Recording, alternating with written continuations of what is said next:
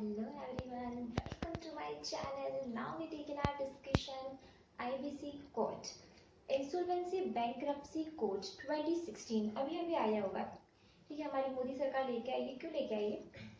देखो, ये कोड ऐसा है, इसमें ऐसा नहीं बोल रखा है कि जो दूसरे एक्ट थे, दूसरे 2-3 एक्ट को मिला के इस कोड को लेके आए। एक्ट और कोड में क्या डिफरेंस होता है? कोड ये बोलता है कि कहीं पे जहाँ पे इसके रेफरेंस में दूसरा एक्ट लग रहा है तो वहां पे दूसरा एक्ट लगाओ, जहाँ पे दूसरा एक्ट नहीं लग रहा है वहां पे ये लगाओ, ठीक है।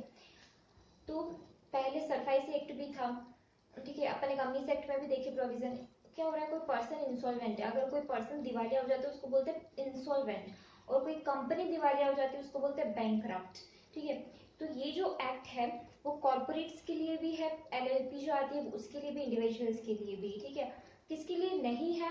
बैंक, फाइनेंशियल इंस्टीट्यूशन, सीआईएस या फिर म्यूचुअल फंड या फिर एनबीएफसी, इनके ऊपर अगर ये अपने को डिपॉजिट रीपे नहीं करते हैं तो इनके ऊपर आप आईबीसी नहीं लगाओगे, okay.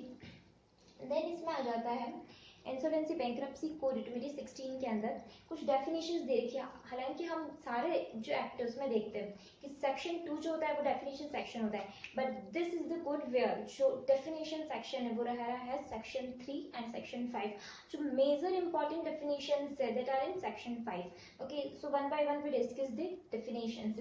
First definition is about the financial dept.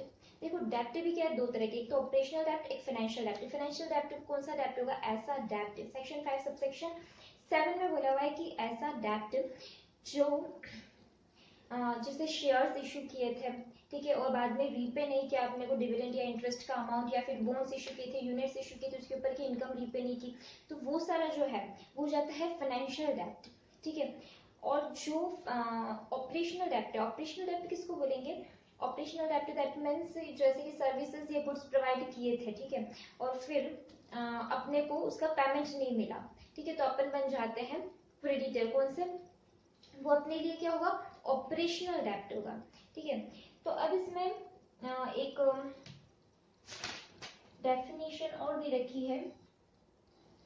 Financial डेप्ट, जो पर्सन है जिसका फाइनेंशियल डेप्ट होगा उसको अपन बोलेंगे फाइनेंशियल क्रेडिटर, और जिसको ऑपरेशनल डेप्ट होगा उस पर्सन को बोलेंगे ऑपरेशनल क्रेडिटर, ठीक है।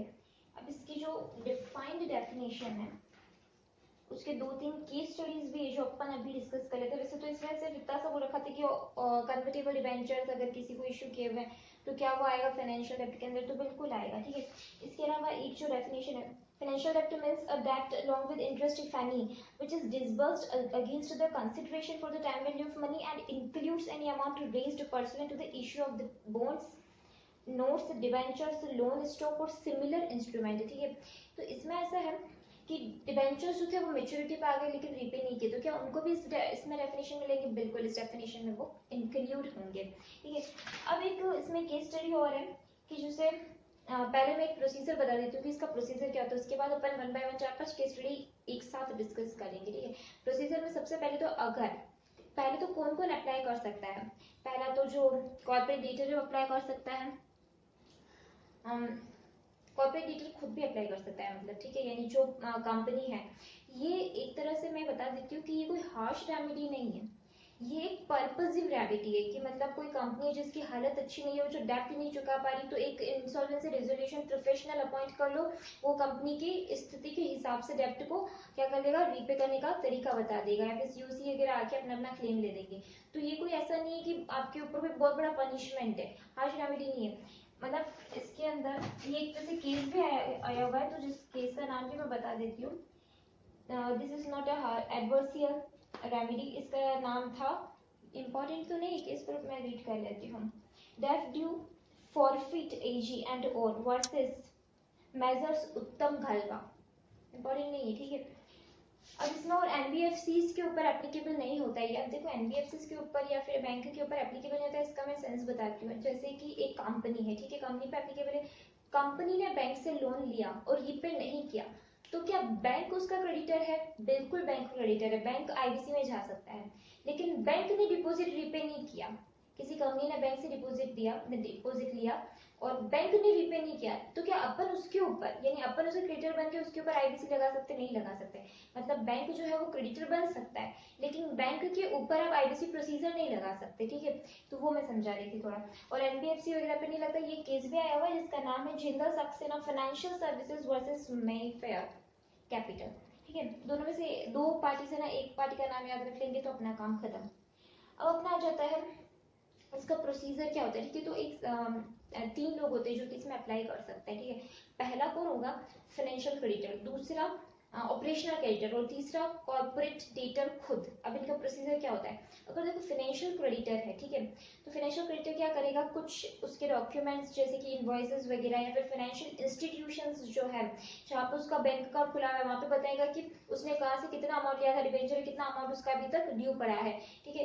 तो वो वाला डॉक्यूमेंट, उसके अलावा अदर इन्फॉर्मेशन, उसके अलावा प्रपोज्ड आईपी मतलब इंश्योरेंस रिजोल्यूशन प्रोफेशनल प्रपोज्ड, ठीक है। आईआरपी मतलब इंटरिम इंश्योरेंस रिजोल्यूशन प्रोफेशनल का नाम प्रपोज करके ये सारी इन्फॉर्मेशन क्या करेगा, किसको देगा, ए को। ए मतलब एडजुडिकेटिंग अथॉरिटी।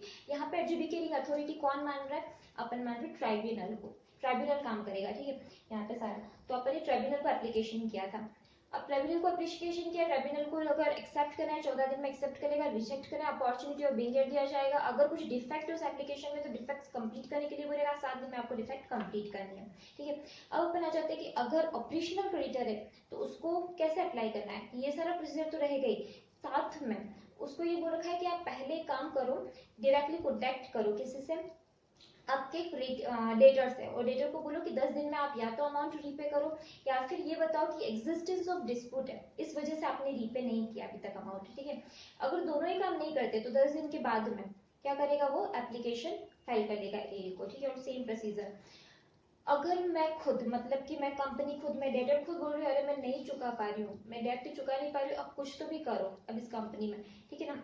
तो मैं या फिर मेरे को खुद को जैसे लग रहा है, मैं कंपनी मेरे को खुद को लग रहा है कि इंश्योरेंस रिजोल्यूशन प्रोफेशन लेकर आना पड़ेगा, ठीक है। ये प्रोसीजर पूरा सीआईआरपी बोलते हैं जिसको, तो ये प्रोसीजर पूरा लेके आना है। तो मैं क्या करूंगी, सबसे पहले कंपनी में स्पेशल रिजोल्यूशन पास करवाऊंगी। उसके बाद में जितने भी डॉक्यूमेंट्स है, बुक्स ऑफ अकाउंट्स है, वो सब लेके ए के पास जाऊंगी कि मेरी कंपनी के अंदर क्या करना है, ये आप आप ये सीआईआरपी प्रोसेस करो, ठीक है। तो ये था कि किसने किसने कैसे कैसे इश्यू किया। और इसमें एक ये भी बोल रखा है कि जो अमेंडमेंट के बाद आया था कि जो क्रेडिटर है, फाइनेंशियल क्रेडिटर, या तो वो या उसके बिहाफ पे सीजी जिसको स्पेसिफाइड करता है वो भी क्या कर सकता है, फाइल कर सकता है एप्लीकेशन। और फाइनेंशियल आप क्रेडिटर जिसको बोलते हो तो या तो ओन या फिर उसने जिसको असाइन किया वो पर्सन भी क्या कर सकता है, आईबीसी के लिए बोल सकता है, ठीक है। अब इसमें जो केस स्टडीज है वो अपन डिस्कस कर लेते हैं। एक बार रजिस्ट्रार के पास अपन ने अपने डॉक्यूमेंट्स फाइल किए, ठीक है। तो रजिस्ट्रार के पास अपन ने डॉक्यूमेंट्स फाइल किए, रजिस्ट्रार ने देखा एसेट कम है, लायबिलिटीज ज्यादा है। अब रजिस्ट्रार एप्लीकेशन लेके आया, रजिस्ट्रार के पास पावर नहीं है, वो एप्लीकेशन नहीं लेके आ सकता। सेकेंड केस स्टडी देखो, रियल एस्टेट में जैसे जहाँ पे फ्लैट्स बन रहे थे, ठीक है, तो एक पर्सन है, उसने क्या किया, 36 लाख रुपए दिए और एक एग्रीमेंट किया कि हर साल हर महीने मुझे 82,000 रिटर्न देना, और साथ में 2 साल के बाद में हर महीने 82,000 का रिटर्न प्लस 2 साल बाद में मुझे ये फ्लैट भी आप दे देना, ठीक है। उस कंपनी ने क्या किया, जो एसेट विकास की कंपनी थी उसने क्या किया, वो 82,000 नहीं पे किए। तो क्या वो फाइनेंशियल क्रेडिटर की डेफिनेशन में आता है क्या, वो पर्सन क्या वो आईबीसी प्रोसीजर लगा सकता है, उसके ऊपर आईबीसी में एप्लीकेशन दे सकता है, हाँ बिल्कुल दे सकता है। एक एक्सप्लेनेशन इंसर्ट करके बोला कि जो रियल एस्टेट है वो भी फाइनेंशियल क्रेडिटर में आएगा, ठीक है। अब क्योंकि उसने 82,000 पर मंथ के हिसाब से कितना, अब इसमें एक ये बात भी है कि जो एप्लीकेबिलिटी है वो मिनिमम आपका जो डेप्ट है वो 1 लाख का तो होना ही चाहिए। जो बाद में अमेंडमेंट हो गया, एमसीए का एक नोटिफिकेशन आया था 24 अप्रैल 2019 को शायद, एमसीए नोटिफिकेशन आया था 24/3/2020 को, मतलब जस्ट अभी का नोटिफिकेशन, जिसमें वो रखा है कि 1 करोड़ का अमाउंट नोटिफाइड कर रखा है, पर हमारे जितने भी क्वेश्चंस है वो भी 1 लाख के हिसाब से ही है। तो यहाँ पे जो क्वेश्चन था उसमें 82,000 पर मंथ के हिसाब से बोला था, ठीक है। तो देखो ना 82,000 पर मंथ 2 साल के लिए इंटू 24 तो कितना हो जाता है अमाउंट, कुछ 19 लाख के आसपास आ रहा है सब। तो वो तो अमाउंट ज्यादा है, तो वो 1 लाख से अबव है, तो इसका मतलब कि वो आ सकता है इस आईबीसी के अंदर, ठीक है, अप्लाई करने। ये जो केस था रियल एस्टेट का, वो केस था Nikhil Mehta and sons versus messrs AMR infrastructure limited. अगर केस का नाम नहीं लिख रखा हो तो लिख लेना, वैसे तो मैंने बोर्ड पे लिख रखा है पर वो दिखेगा नहीं, तो मैं बोल रही हूँ नाम, लर्न कर लेना, Nikhil Mehta and sons versus messrs AMR infrastructure limited का ये केस था, ठीक है, जिसमें बोला था कि रियल एस्टेट भी अगर उसमें भी पेमेंट्स नहीं मिला आपको तो आप इसमें जा सकते हो। अब रजिस्ट्रार हो गया, रियल एस्टेट में हो गया। अब अपन आ जाते हैं कि दो फाइनेंशियल, जैसे मिस्टर एक्स है, उसने इनिशिएट किया प्रोसेस, कौन सा प्रोसेस, ये CIRP प्रोसेस, एप्लीकेशन कर ली, इनिशिएट कर लिया। दूसरा वाई और है, वो भी क्रेडिटर, वो बोलता है मेरे को भी इनिशिएट करना है। अब आप बताओ क्या वो इनिशिएट कर सकता है? अरे भाई जब प्रोसीडिंग पहले से चल रही है तो आप उसी डेटर के ऊपर कैसे वापस इनिशिएट करोगे? आप अपना क्लेम बताओ ना कि आपका क्लेम कितना है। जब पब्लिक अनाउंसमेंट होगा, आगे अपन देखेंगे, पब्लिक अनाउंसमेंट होगा, उसमें जितने भी क्रेडिटर्स है सबके क्लेम लिए जाएंगे। तो आप क्लेम के लिए आपका क्लेम अराइज कर सकते हो, लेकिन आप इनिशिएट वापस नहीं कर सकते। कैसे इनिशिएट करोगे? पहले से प्रोसीडिंग चल रही, ठीक है। तीसरा एक केस हो रहा है, 3 क्रेडिटर्स है, ठीक है। अभी केस बहुत सारे आने वाले 1 by 1, ठीक है, तो शांति धनी पड़ेगी अपने को। देखो 3 क्रेडिटर्स है, ठीक है, तीनों फाइनेंशियल क्रेडिटर्स है। अब तीनों ही फाइनेंशियल क्रेडिटर ने क्या किया? अप्लाई किया, ठीक है, अप्लाई किया। फिर जैसे अप्लाई किया, प्रोसीडिंग चलने लगी और उन तीनों का सेटलमेंट हो गया, मतलब उन तीनों को अपना पैसा मिल गया, ठीक है। डर के डेटर ने क्या किया? उनका पेमेंट कर दिया। अब वो तीनों, अब ये बताओ कि जो उन्होंने सेटलमेंट किया, तो क्या ये सही रिजोल्यूशन प्लान है? क्या ये रिजोल्यूशन प्लान होना चाहिए? रिजोल्यूशन प्लान तो कमिटी ऑफ क्रेडिटर 66% से अप्रूव कर, तो उसके बाद में पूरा प्रोसीजर लगता है। तो ये सेटलमेंट जो है कहीं पे भी नहीं लिखा हुआ है कि ये रिजोल्यूशन प्लान सही है, ठीक है। तो इसका मतलब कि यहाँ पे रिजोल्यूशन प्लान अकॉर्डिंगली चलना पड़ेगा। सेटलमेंट से जो अगर आपका हो भी गया है ड्यू खत्म, तो भी ये जो पूरा प्रोसीजर है वो तो लगेगा ही, ठीक है। एक और केस था कि सेटलमेंट हो गया तो विड्रॉ कर दिया, तो क्या विड्रॉ अलाउड है? क्या विड्रॉ सिर्फ उस केस में अलाउड है जब 90% से ज्यादा के जो क्रेडिटर्स है वो अप्रूव कर देते हैं।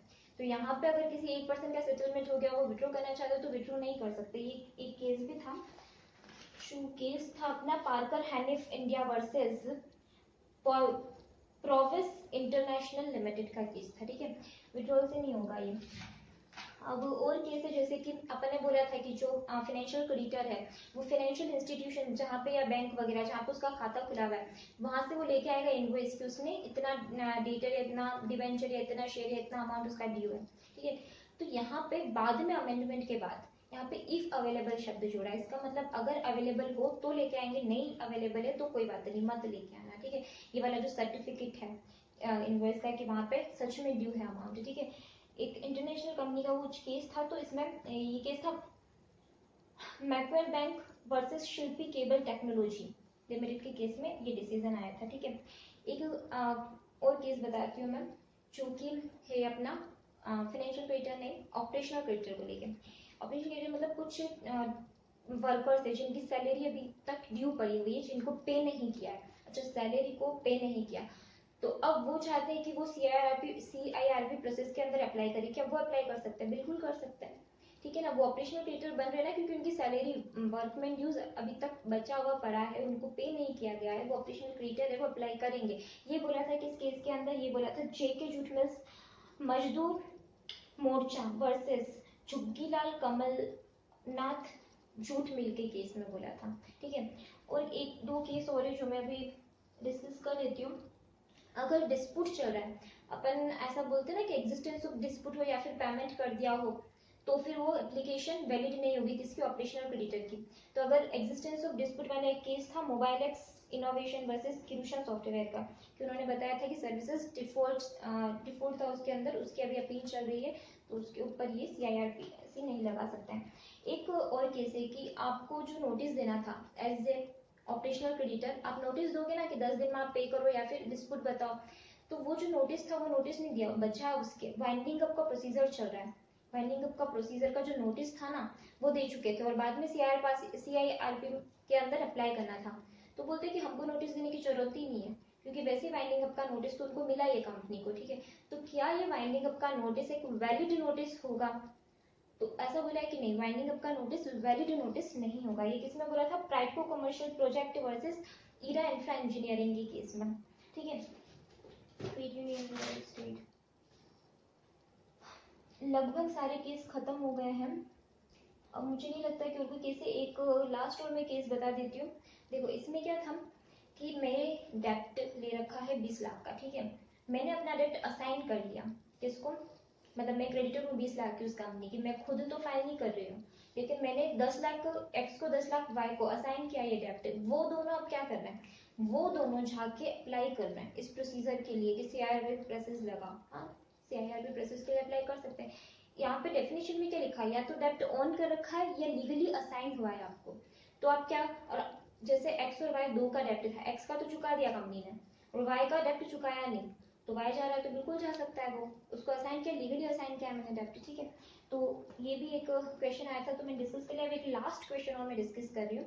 देखो ये भी केस है, इसमें क्या था कि फाइनेंशियल क्रेडिटर था, याद रखना फाइनेंशियल क्रेडिटर था, ठीक है, और उसने क्या किया था, 10 लाख के अमाउंट के लिए बोला था कि इतना मेरा डेप्ट है, ठीक है। उसका जबकि जो कंपनी बोलती है कि इतना डेप्ट है ही नहीं इसका, 10 लाख नहीं है, सिर्फ 7 लाख की है, कंज्यूम करके चलो फिगर 7 लाख की है, ठीक है। तो और इसने डिमांड नोटिस में कितना बताया हुआ है, 10 लाख। तो एक बात बताओ, जो फाइनेंशियल क्रेडिटर थे उसके तो डिमांड नोटिस का मतलब ही नहीं है ना।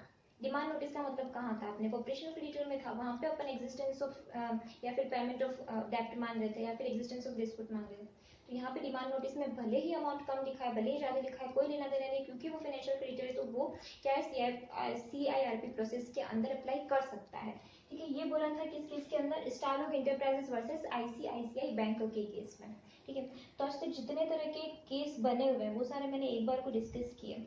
अच्छा, ये जो प्रूव करना होता है कि डिस्प्यूट है, वो किसको प्रूव करना होता है, वो स्टेटर को प्रूव करना होता है, सिंपल सी बात है। ये बोला था अपने को, Essar Project India versus MCL Global Steel Private Limited के केस में, ये इतना इंपॉर्टेंट नहीं है, ठीक है। तो ये सारे अपने नॉर्मल अभी मैंने केस देखे। अब एक लास्ट केस और मैं बता देती हूँ। देखो इसमें क्या होता है कि कितने टाइम में ये सीआईआरबी प्रोसेस पूरा खत्म होना चाहिए, तो ऐसा बोला 180 दिन में।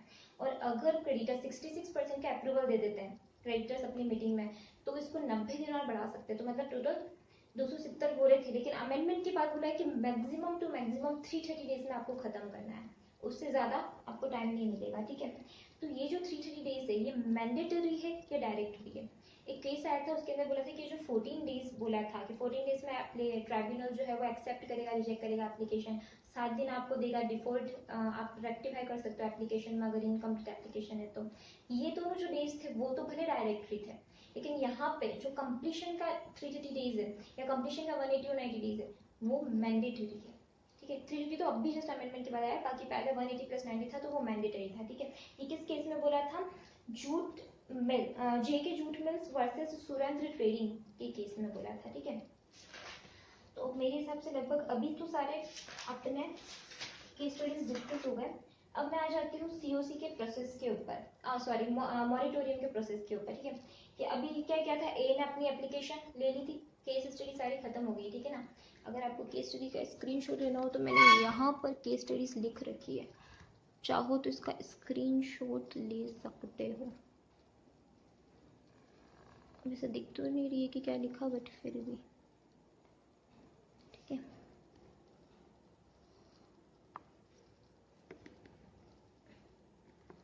ओके, अब आ जाते हैं अपन मॉरिटोरियम। मॉरिटोरियम का प्रोसेस चलता है सेक्शन 13 और 14 और 15, तीन सेक्शन से जो किसी से रिलेटेड है, मॉरिटोरियम और पब्लिक अनाउंसमेंट से रिलेटेड। देखो मॉरिटोरियम जब चलता है ना पीरियड, तब से स्टार्ट हो जाएगा जब से एप्लीकेशन अपनी एक्सेप्ट कर ली, जिसमें ए है, ए यहाँ पे कौन है, अपना ट्राइब्यूनल, ट्राइब्यूनल ने एक्सेप्ट कर लिया एप्लीकेशन। अब अपना मॉरिटोरियम पीरियड शुरू हो गया। क्या होगा यहाँ पे, कुछ ऐसी प्रोसीजर्स है जिन पर रोक लगा दी जाएगी, जैसे सरफाइसी में आपके कुछ प्रोसीजर चल रहा था, सरफाइसी को रोक दो, अभी रोक दो, ठीक है। दूसरा आपका प्रोसीजर चल रहा था जैसे कि कोई लीज पे दे रखा अपने अमाउंट, या फिर कोई लीज पे दे रखा है डेप्ट वगैरह, तो वो सारे प्रोसीजर भी आपके रुक जाएंगे, ठीक है। यानी जो भी आपके ऊपर प्रोसीडिंग्स चल रही है, सूट चल रही है, किसी ने आपके ऊपर अपील वगैरह फाइल कर रखी है, कुछ भी ऐसा, वो सब भी रुक जाएगा। बोल रहे हैं हम अभी सीआरआरपी प्रोसेस लगा रहे हैं, तो पहले इसको चलने दो, फिर बाद में देखना बाकी सारे प्रोसेस। तो बाकी सारे प्रोसेस लगेंगे। अगर देखो बाकी सारे प्रोसेस भी चलते रहेंगे, सीआईआरपी प्रोसेस भी लगाएंगे, तो क्या सब मिक्सचर हो जाएगा, पता ही नहीं चलेगा करना क्या है। बाकी सबको एक बार रोक दिया, सीआईआरपी प्रोसेस अगर नहीं हो पाया तो फिर लास्ट में वाइंडिंग अप ऑप्शन देता है, तो उसके बाद में तो सब करना ही है, ठीक है। तो यहाँ पे एक तो मॉरिटोरियम के अंदर अब पब्लिक अनाउंसमेंट को देख लेते हैं कि पब्लिक अनाउंसमेंट में क्या किया, वेबसाइट पे लिखा, किस किस वेबसाइट पे लिखा, दो वेबसाइट पे। पहली वेबसाइट तो थी उस बोर्ड की वेबसाइट, मतलब आईबीबीआई जो अपना बोर्ड बना हुआ है इसका, आईबीसी कोड का। तो आईबीबीआई ने अपनी वेबसाइट पे लिखा कि इस कंपनी का आईबीसी प्रोसीजर चल रहा है, और साथ में उस कंपनी ने अपनी वेबसाइट पे लिखा कि मेरा ये आईबीसी प्रोसीजर चल रहा है, ठीक है। दो तो वेबसाइट, तीसरा सबसे अच्छा न्यूज़पेपर। ढोल नगाड़े नहीं बजाएंगे, वो पुराने जमाने की बात थी। अभी बताना है तो न्यूज़पेपर में बता दो, न्यूज़पेपर में एडवर्टीजमेंट देंगे, इंग्लिश न्यूज़पेपर और लोकल न्यूज़पेपर, ठीक है, दोनों में एडवर्टीजमेंट देंगे कि इस कंपनी का प्रोसीजर चला है, तो आप क्या करो, क्लेम लेकर आओ। फिर उसमें ये भी लिखेंगे कि नेम ऑफ द जिसके ऊपर प्रोसीजर चल रहा है, वो कॉर्पोरेट डीटर कौन है, कितनी लास्ट, कौन सी लास्ट डेट है आपको क्लेम लेकर आने की, आपके क्लेम को कैसे मतलब वेरीफाई किया जाएगा, साथ में address of the corporate debtor, details of management, last date submission of claim, date of CRP close, penalties वगैरह अगर मिसलीडिंग है तो ये सब कुछ लिख के देंगे उसके अंदर, किसके अंदर, जो आपके पब्लिक अनाउंसमेंट आएगा उसके अंदर, ठीक है। अच्छा, यहाँ तक भी ठीक है। फिर क्या हुआ, अब आपके ऊपर प्रोसीजर चल रहा है, तो आपको क्या अपॉइंट करना है, अब इंटरिम रिजोल्यूशन प्रोफेशनल को अपॉइंट करना है, ठीक है। जो प्रपोज किया होगा ना, उसके अंदर अपने जब एप्लीकेशन दिया था तब फाइनेंशियल क्रेडिटर है, तो ए जो होगा ना, सीओसी जो है वो अप्रूव करेंगे उसको, ठीक है।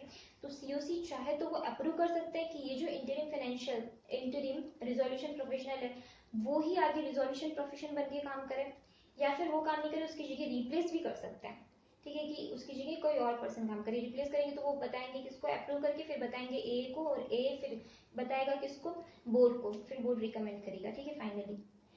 तो ये पूरा प्रोसीजर होगा। अब इसमें ऐसा था कि अप्रूवल जो बात बोली है, मैं उसके ऊपर एक केस बताती हूँ कि कैसे केस आया था कि रिप्लेस करना था। तो देखो, जैसे सीओसी है उसका 66% अप्रूवल मान रहे हो, तो आज तक भी हमको पता है जैसे 40 टोटल है।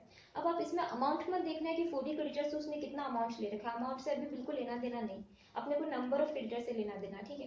तो 40 क्रेडिटर से टोटल, जिसमें से 5 ऐसे क्रेडिटर और ऑपरेशनल क्रेडिटर की अप्रूवल भी नहीं माननी। ऐसा बोलेंगे कि 40 फाइनेंशियल है, 2 ऑपरेशनल है, बैठे होंगे 12 ऑपरेशनल, हम उनसे लेना देना नहीं।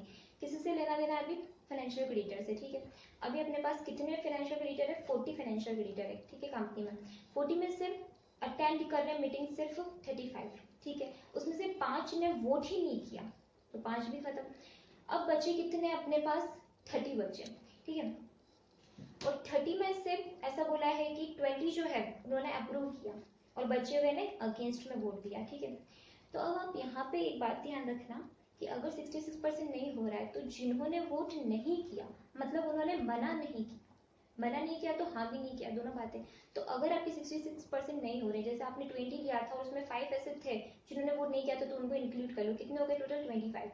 तो आप 25 डिवाइड बाई 35 करोगे, जो मीटिंग में कभी प्रेजेंट ही नहीं हुए, यहाँ पे ऐसा कहीं पे भी बोल ही नहीं रखा है कि आप ऑल क्रेडिटर्स लोगे या क्रेडिटर्स प्रेजेंट लोगे, कुछ भी तो ऐसा नहीं बोल रखा है। तो आप ही करोगे कि जो क्रेडिटर्स प्रेजेंट है उनमें से जिन्होंने फेवर में वोट किया प्लस जिन्होंने एब्सटेन फ्रॉम वोटिंग यानी वोट किया ही नहीं, दोनों को ऐड कर लो, जिन्होंने फेवर में वोट किया और जिन्होंने वोट नहीं किया। वोट नहीं किया मतलब वो मना तो नहीं कर रहा ऑब्वियसली, तो उन दोनों को ऐड कर लिया, मीटिंग में अटेंड किया ना उन्होंने, और मना नहीं किया मतलब वो हाँ मान के उनको, और जिन्होंने फेवर में वोट किया दोनों को ऐड करके, और फिर आप डिवाइड कर लोगे जिन्होंने जितने प्रेजेंट है, ठीक है। तो आपके पास जितने परसेंटेज आ जाएंगे उससे आप मानोगे 66% अप्रूवल मिला है या नहीं मिला है, ठीक है। मैं एक बार फिर से एक्सप्लेन करती हूँ।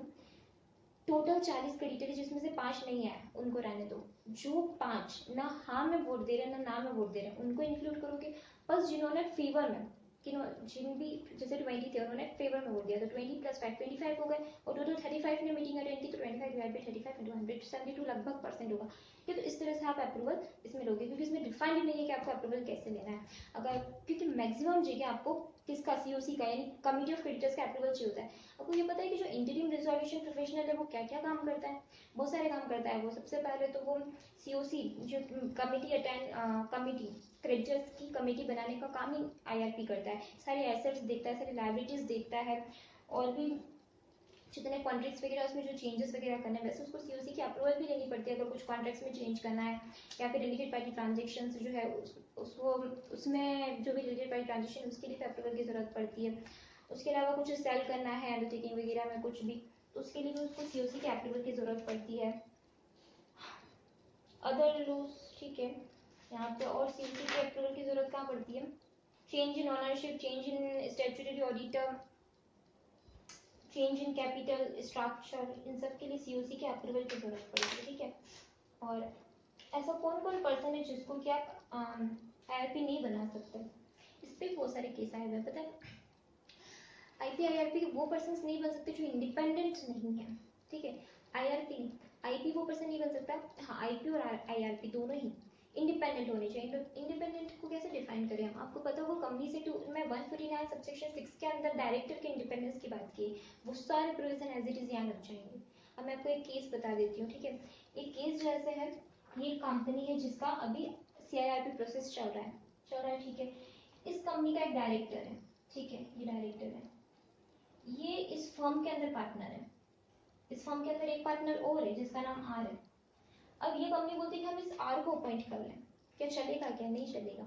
क्यों नहीं चलेगा? क्योंकि ये जो डायरेक्टर है जिस फर्म में पार्टनर है, उसी फर्म में ये आर भी पार्टनर है, तो भी नहीं चलेगा।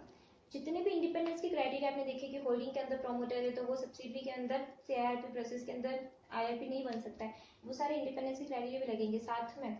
और भी कुछ क्राइटेरिया है जैसे कि 2 साल से ज्यादा को उसको इम्प्रिजनमेंट हुआ है, मतलब इम्प्रिजनमेंट वाले एक्ट के अंदर उसको कॉन्विक्ट किया है, या फिर सेबी ने उसको ट्रेडिंग करने से, सेबी के अंदर ट्रेडिंग करने से मना कर रखा है, कोई ना कोई वजह होगी, फ्रॉडुलेंट ट्रांजेक्शन उसने कुछ किया है, 7 साल से ज्यादा, 2 साल से ज्यादा तो कुछ स्पेसिफिक लॉ थे उसके अंदर, 7 साल से ज्यादा अदर लॉ के अंदर उसको मना कर रखा है। ये वैसे क्वेश्चन कभी पूछा तो नहीं है, पर मैंने ऐसे डिस्कस कर लिया कि ऐसे पर्सन एलिजिबल नहीं है क्या बनने के लिए, आईआरपी और आरपी बनने के लिए, ठीक है। और आईआरपी को आरपी बनाना है कि नहीं वो डिसाइड कौन करता है, कमिटी ऑफ क्रेडिटर्स अप्रूवल के थ्रू डिसाइड करते हैं। तो मेरे हिसाब से अभी अपन ने लगभग ये जो सारा प्रोसीजर था, एक तो सारे केस एप्लीकेशन और सीओसी का प्रोसेस, ये सारा जो मॉरिटोरियम और पब्लिक अनाउंसमेंट का प्रोसेस, ये सारा डिस्कस कर लिया, ठीक है। जब अपन नेक्स्ट लेक्चर लेंगे तो उसके अंदर अपन एक तो वाइंडिंग अप, एक वॉलंटरी वाइंडिंग अप और एक फास्ट ट्रैक आईआरपीसी, ये सब अपन डिस्कस करेंगे, ठीक है। कुछ रह गया हो तो मैं देख लेती हूँ, अदरवाइज अपन क्या करते हैं, हम रिविजन कर लेते हैं। चलो तो अब अपन एक क्विक रिविजन करते हैं, ठीक है, इस पूरे चैप्टर का।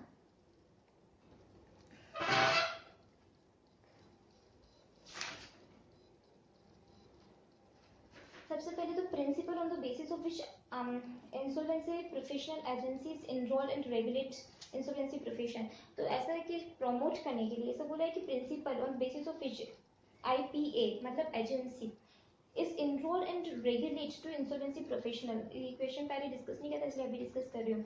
प्रमोट रेगुलेशन, फिर जाता है promote services of the competent IP and insolvency professional, promote good professional and ethical conduct, protect interest, promote growth of effective resolution of the insolvency, ये सब था, ठीक है। एप्लीकेबिलिटी सेक्शन 4 के अंदर बता रखा है 1 लाख, और बाद में एमसीए का नोटिफिकेशन आया था 24/3/2020 को, जिसके अंदर बोला था 1 करोड़।